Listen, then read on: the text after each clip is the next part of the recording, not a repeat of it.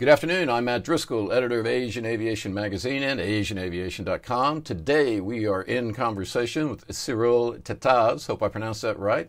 He's the Executive Vice President for Asia-Pacific at Amadeus. Cyril, welcome to In Conversation. Thanks for joining me.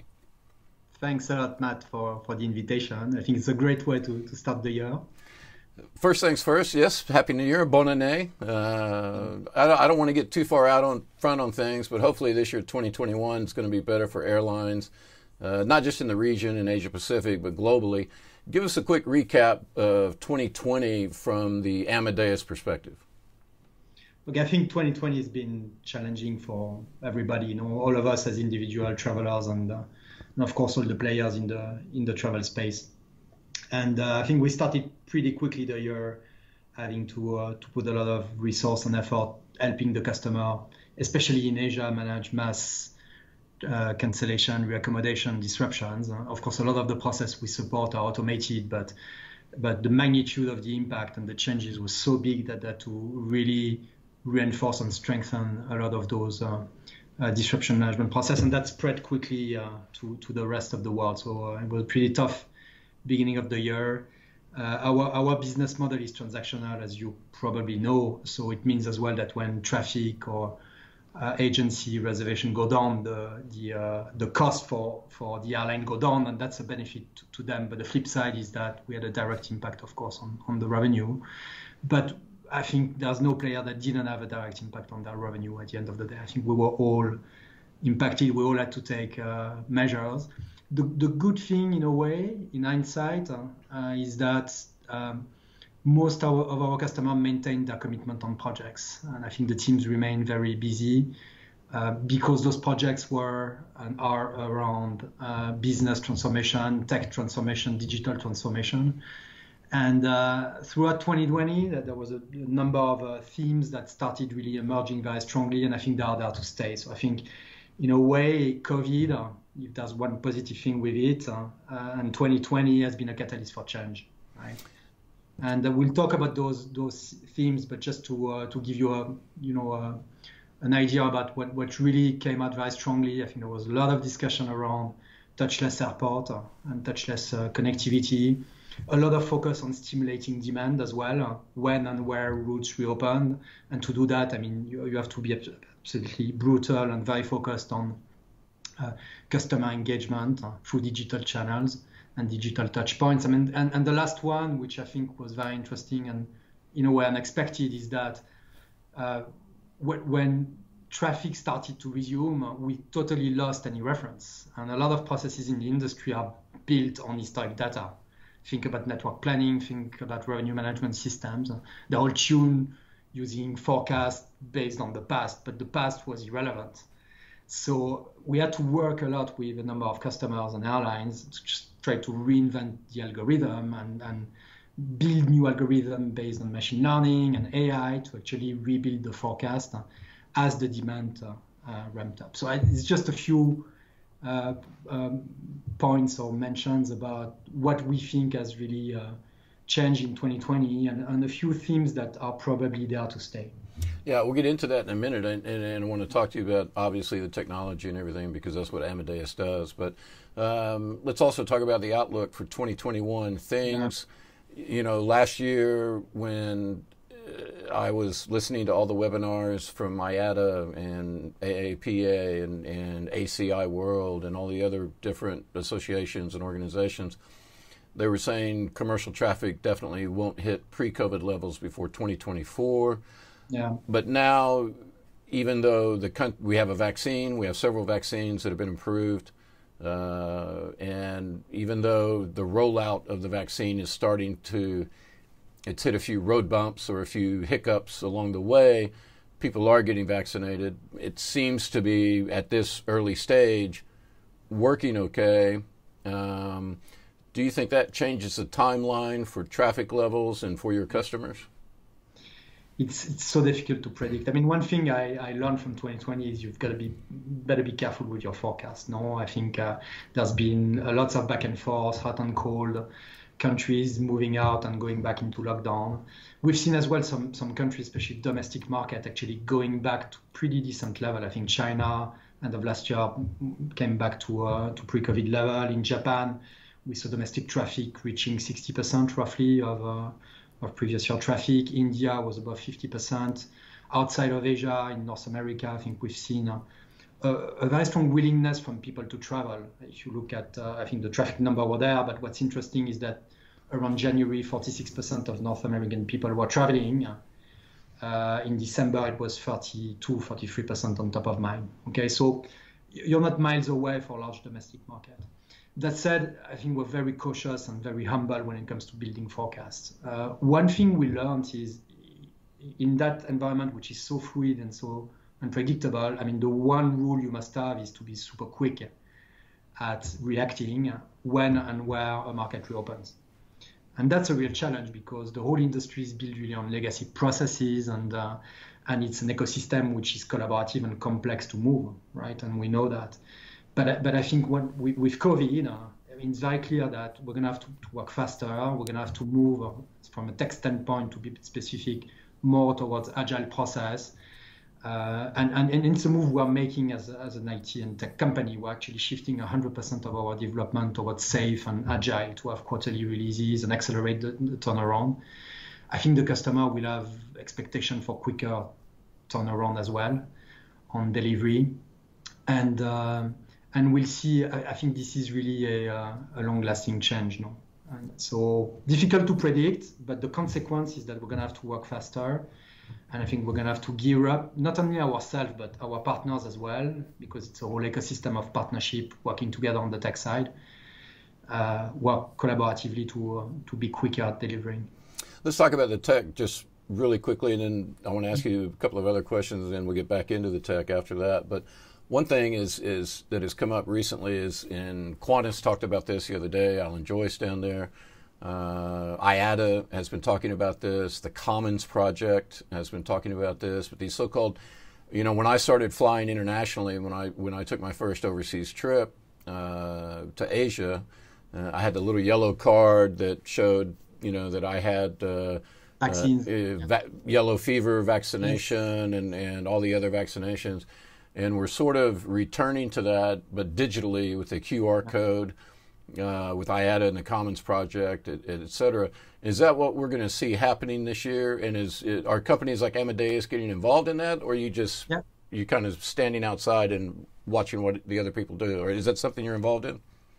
We are involved, and we're talking to all the different players and that are promoting these initiatives. So that's really accelerated towards second half of the year. So you mentioned Common Pass.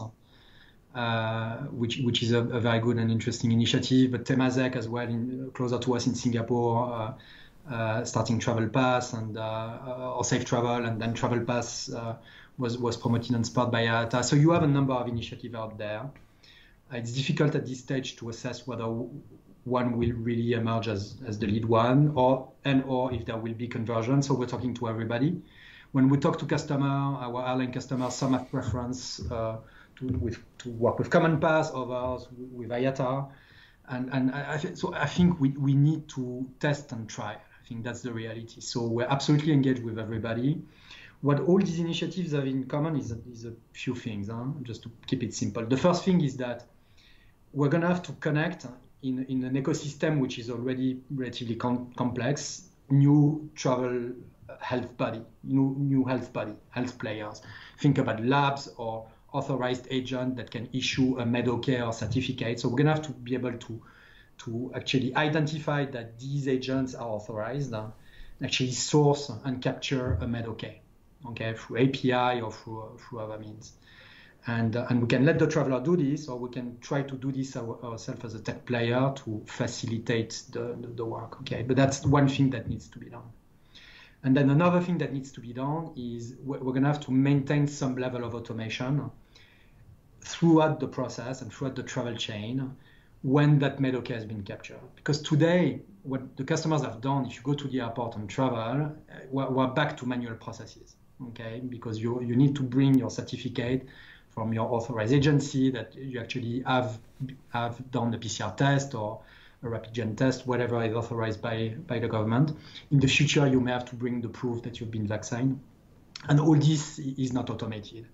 And that's really where we come into play, and I think what we want to work on is really capturing the Med-OK, the certificate, the QR code, and actually put it in our system so that it can follow up the life cycle of the journey alongside the traveler and be accessible by all authorized parties, okay? Be it a travel agency, be it a check-in agent, a ground handler. And we have the system and the capacity to do this. Okay, a lot of systems are built around passenger name record today.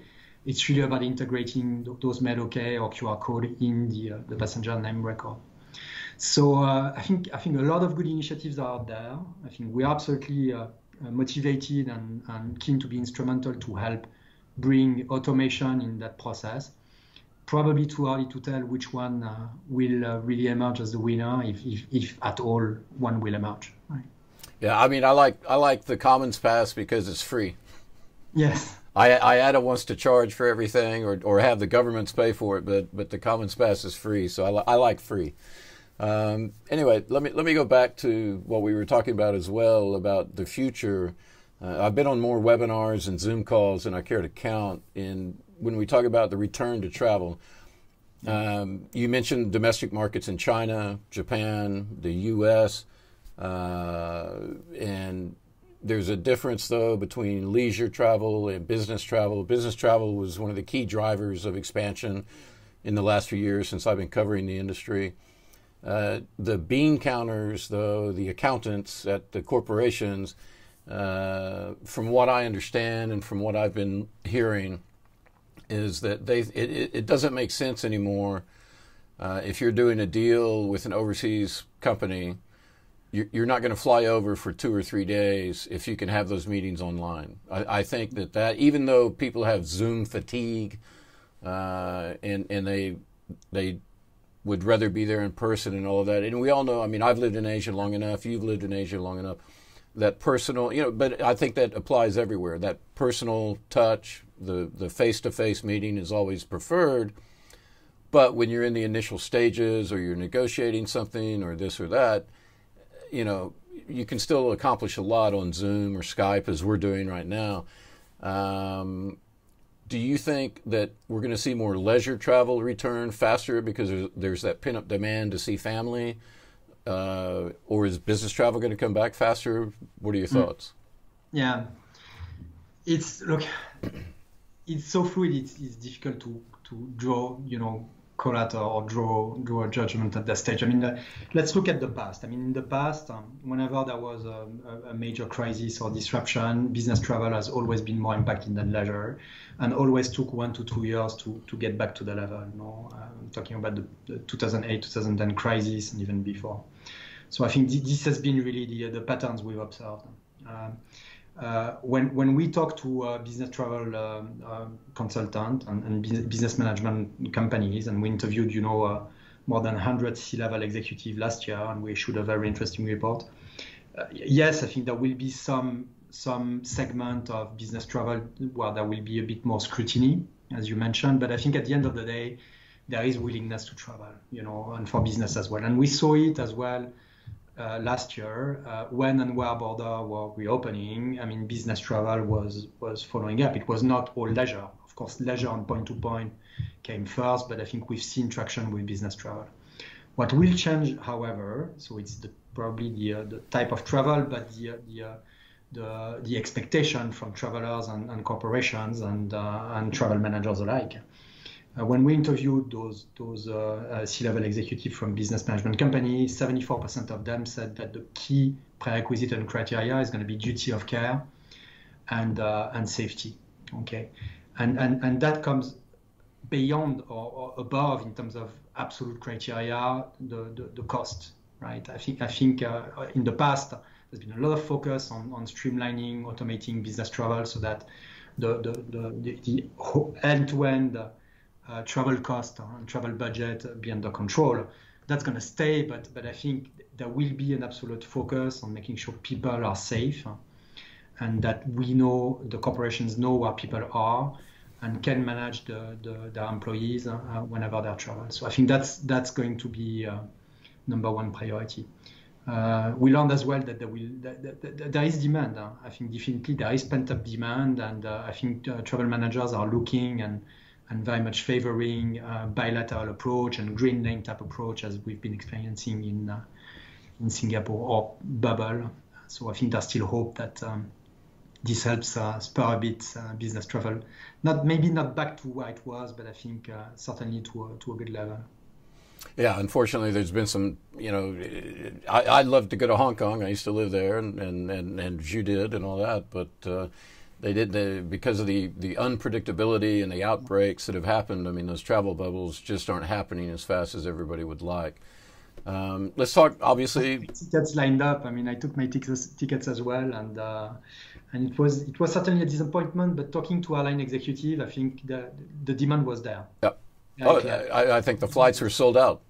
And despite the process which were requested in terms of PCR testing and the cost of those tests, which could add up to maybe 15, 20 or even higher % of the ticket price for a family of 3 or 4, the demand was there.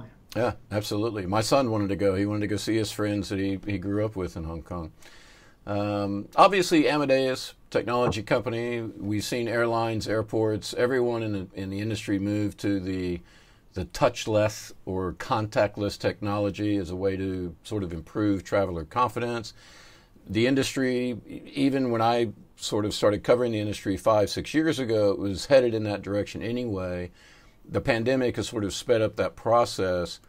And as I ask this question, I mean, please understand, I love technology. I'm sitting here in my studio, and I've got 1, 2, 3, 4, 5, 6 screens if you count my iPad, 7 if you count my iPhone. I've got computers, I've got microphones, earphones, all kinds of stuff. I love technology. But it seems like with the airline industry and everything, it was a good way to cut jobs. By employing more technology, which I kind of disagree with. I miss the old days a little bit. And now with the pandemic, it's sort of been accelerated because airlines and airports are having to dramatically cut costs to survive. But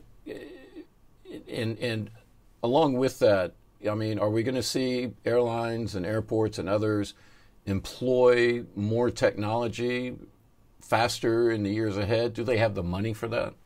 Yeah, look, it's interesting. So I think there are different angles or way to look at your question. I mean, the first thing is that when it comes to touchless processes, I mean, the need and willingness to automate was always there, right?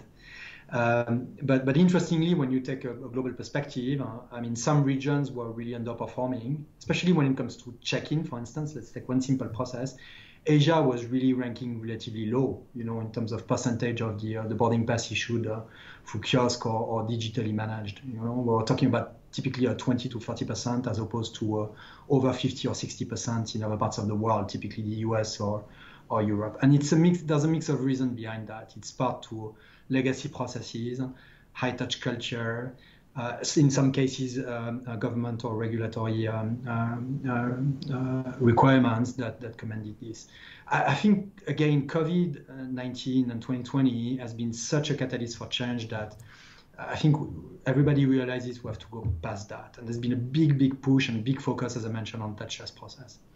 So one thing you may not know is actually we're operating in the airport space, and we're actually quite active, and we are providing a number of solutions, be it common use solution, ACUS, ground handling application, airport management system, but as well kiosk and back drop-off system, because we acquired ICM a bit more than a year ago, and it's been really interesting to look at the conversation shifting, and a lot of customers have been really engaging with us on touchless kiosk, and we've done MVC actually, where you can use your mobile as a pad in front of a kiosk, just to connect through Bluetooth, not to touch the kiosk literally, but to issue your boarding pass with a kiosk just with your mobile. Okay, and same thing when it comes to back drop off. Okay, so I think the technology and the MVP or viable minimum viable products are there. The intent is there, and I absolutely see a long-lasting trend towards touchless airport, because beyond cost and beyond automation, I think it's about safety. I think people are nervous about congested airport. We all experience, those tough moments where you arrive at the airport and you see huge queue and you see packed with people. I don't think like psychologically we're ready anymore to face that. So we're gonna have to go towards more digital, digitally managed processes, more touchless processes, more off-airport processes as well. I mean, we've been spearheading that. And we have the technology to actually facilitate check-in at an hotel or a cruise terminal or in a conference facility. I think technology is there, right? Yeah. Let me jump in real quick, yeah, sure. Because you mentioned that people are maybe hesitant to be at a crowded airport and things like that. But then if you look at the TV pictures that we saw over Christmas. In the U.S., for example, I mean, some of the highest numbers of travelers, people were flying, and a lot of them refused to wear masks. So, I mean, it's good for the industry. That shows that there's pent-up demand there. But they're not avoiding the crowds. They're still jumping into the queues and everything. And that's why you need to take probably a global perspective. I think regulation, we have to respect and be mindful of country regulation, which may vary from one regulation to the other. What is clear is that if you set up, a safe environment, you're going to build up confidence globally, right? And people may be more or less risk averse, and I think we're absolutely respectful of that. But I'm absolutely convinced there is a long-lasting trend, and that's there to stay. Because once you jump the fence and once you establish, more touchless process, once you actually digitalize things and make it easy for people to check in and actually go straight to the gate and maybe drop your bag in a matter of seconds, you don't want to go back, right? You're not going to want to go back to the queues on the congested airport, okay? And I think that's what's going to stay. That's what we're going to keep a bit from that 2020 crisis. Well, let me go back to and talk about the money a little bit, because I know I can't ask you a business forecast or anything like that, because you wouldn't give it to me. But I mean, when I listen to IATA, when I listen to ACI, again on all these webinars and media calls and all of that, I mean, you've got Airline. Cathay Dragon doesn't exist anymore. Virgin Australia went through administration. Airports are hurting because the restaurants are shut down. The all of the duty-free shops are hurting and all of that. So the revenue is not coming into the airports. The revenue is not coming into the airlines. Are those clients able to invest in the tech when they're in survival mode? They are, and they will continue to do so. Okay, and I mentioned very candidly that we actually have been very busy from a project standpoint. I mean, very few customers have hibernated and stopped their key transformation project. If one thing, they maintained it, or actually we saw an acceleration and we saw many customers embarking on new digital transformation project or touchless airport or merchandising project. So for me, it's a case in point that I think the airline, the whole industry understands that we have to move away from a lot of legacy processes, which are there for a reason and which have, delivered a lot of scalability and got us where we are. But we have to move away from this and embark towards a more open environment based on open offer and order, based on modern retailing, based on cloud technology. And then we'll have to do the investment. I think it's not a question of if, it's a question of when and how. And the how is going to be very different as well. I think when we talked to our customer last year, about 2/3 indicated they were keener to consider outsourcing, okay? Because relying on tech partner that can mutualize their development effort makes sense. So it can be with us or it can be with other players. But at the same time, when they talk about the how, there is an absolute expectation to do things quicker. I think that's really what I think one of the key learning I have is that we're going to move away from complex 3 to 5 year projects. Okay, we're going to have to cut the elephant into pieces and be much more agile and much faster at delivering results, because there's going to be an absolute scrutiny on return of investment from airline shareholders. But if you have an ROI in a matter of months, which we have in most of the IT projects we run, why not do it, right? So I think actually, I don't want to sound over optimistic, but I think 2020 again has been a catalyst for change, and those changes are there to stay. And a lot of these changes will rely on revisiting your technology. Okay, they will have to, and behind the technology, there are business processes and there's a way to operate. I have to ask, I thought it was very interesting. When you say cut the elephant into pieces, is that a French term? It's probably, yes. Yeah. I mean, you get the idea. No. I thought it was great. And the projects we've been running in the past were mega projects. We talk about hundreds of man-years, like 3 to 5 years, huge, like tens of millions of dollars of investment. I think you'll still see a few of these, but I think more and more you will see shorter project, much more agile, much more focused, and with an absolute need to deliver a return on the investment that's been done. Well, and movement is survival. You've got to move fast in order to survive. At least in my 58 years of life on this earth, that's what I've learned. You've got to move forward to survive. Let me ask you another question, and I want to keep in mind our time is running a little bit short, so I'll try to hurry these along. You mentioned in an interview last year that using technology, airlines could consider turning under capacity where they don't have enough passengers on the plane into making it easier for passengers to redeem frequent flyer points, reward points, whatever. Again, I'm a little bit skeptical, pardon my American accent, mainly because airlines, I mean, they're so cash poor at the moment. They're burning through cash. They're inclined to charge for everything they can. And you look at cancellations last year, for example, airlines, some in Asia, Asia-Pacific, New Zealand Air got a lot of grief for its practices. I mean, it was like pulling teeth to try to get a refund from them for a canceled flight. Are they really going to make it that easy? You know, whether it's using technology or not, are they going to make it easier to get something for nothing? Look, the reality is that when and where borders reopened, everybody, all the carriers were very focused on stimulating demand and capturing that demand, and competition is still there. So once you keep this in mind, the need to maintain, loyal customer is going to remain. And they're going to have to continue investing in their loyalty program. Loyalty is just one piece of the chessmate, it's just one piece of the puzzle, if you want. I think the airline we've been engaging with over the past year, they've been looking at this much more holistically. I think 21 and moving forward, we're going to see really much more initiative around merchandising holistically.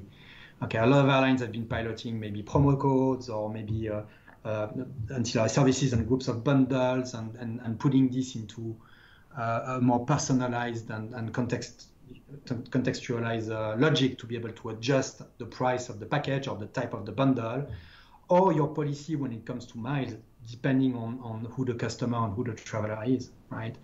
And I think adopting those merchandising technique will have to become more widespread, because it's back to my second point at the beginning of the interview. It's about stimulating demand. To do that, you need to be brutal and be very focused on your customer servicing and building the right and relevant offer. And once you've done that, you're going to have to push it to the market, and that's where really NDC comes into play. Because NDC is really the enabler to move from pre-packaged offer to more customized and contextualized offer, as we know. And that's why I think you probably saw the announcement we made with Singapore Airlines, which is really a landmark announcement for us. And there will be more announcements coming up, but I think it's really it's a strong sign that you have a leading carrier out there that are investing in merchandising with us on the IT side and on distribution side, and that are keen to make those offers available to everybody. Yep. Let's go back to safety and everything. On the Amadeus's blog on its website, it talked about the emergence of so-called Generation Clean. I've been studying the human race for the last 40 years as a journalist. Unfortunately, the human race has a really, really bad collective memory. This is not the first pandemic we faced. It definitely will not be the last either. Do you think that the so-called Generation Clean is still going to care about that a few years down the road once the vaccines for COVID come into play and we've kind of enter a period where we don't see another pandemic immediately come up? I don't see this disappearing as well. I think this is one of the long-lasting trends, but I think cleanliness is safety. I think that's what we're learning, no? To put it very simple. Post 9/11, we saw a number of safety measures that came up, and I think we've adapted and we learned to automate these and to actually streamline those processes as much as we could. And I think it's going to be the same thing when it comes to cleanliness. It's going to be a state of fact. People will explain safety on flight, and cleanliness is one aspect of it. So yeah, see, but that's where I worry, because, after 9/11, after the so-called shoe bomber incident, I mean, now in America, for example, you have to take your shoes off, you have to do all of this, but people refuse to wear, they'll take their shoes off, but they won't wear a mask. And, it just seems it's very difficult to enforce these standards globally. Yeah. I think you're going to have to be mindful that ultimately you will have each country and regulation, determining what is acceptable, for them. And I think we'll have to abide from an industry standpoint with all those regulations. But I think that where technology comes into play is where and when it can step in to actually streamline, automate, make it easy, put all those processes in the backstage. We will do it. And I think that's what we're investing on. Think about biometric. I think the flip side is there are a lot of things that are not really existing today that have started to be piloted in the past couple of years that are going to accelerate and ramp up, and they're going to alleviate a lot of process in the backstage. So you may have new processes coming up, but you're going to have so much easiness coming up from new processes that I think it's going to balance out. So we're running out of time. I do have a couple of last questions I want to ask, and obviously it's technology. AirAsia in particular is an Asian brand, an Asian airline that has sort of transformed itself or morphed itself into what Tony Fernandez likes to say is a lifestyle brand. I personally have a problem with that. I want an airline to be a really good airline and be a safe airline and focus on being an airline, but he's gotten involved in music and restaurants and all of this. And he has come out and said that customer data, passenger data, is what he's selling, and that's the main asset of the company or of the brand. I mean, for airlines, should they worry about being a lifestyle brand, or should they just focus on being an airline? And and again, I mean, they're selling the customer data. That's what he's saying. Has technology gone a little bit too far in that direction? Look, AirAsia is an interesting case, as you mentioned. Like, it's really a digital company that happens to be flying. That's a bit the way they want to redefine themselves. And for me, it's a case in point first that when there's a crisis, I think you really need to revisit and not hesitate to redefine where you operate. Okay, it's a question of survival and where you can be relevant.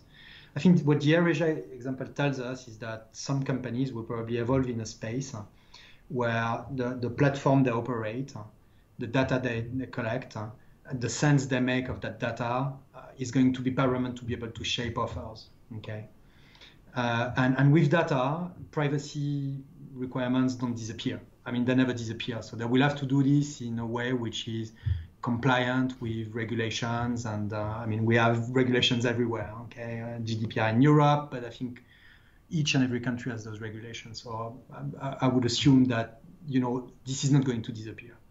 But what's interesting is that once you are in that space where you operate a platform where data is paramount, machine learning processes help you get draw analysis and come up with packages, you compete in a totally different space, right? I think you displace a bit the competition, and everybody will have either to realign or adjust in a way.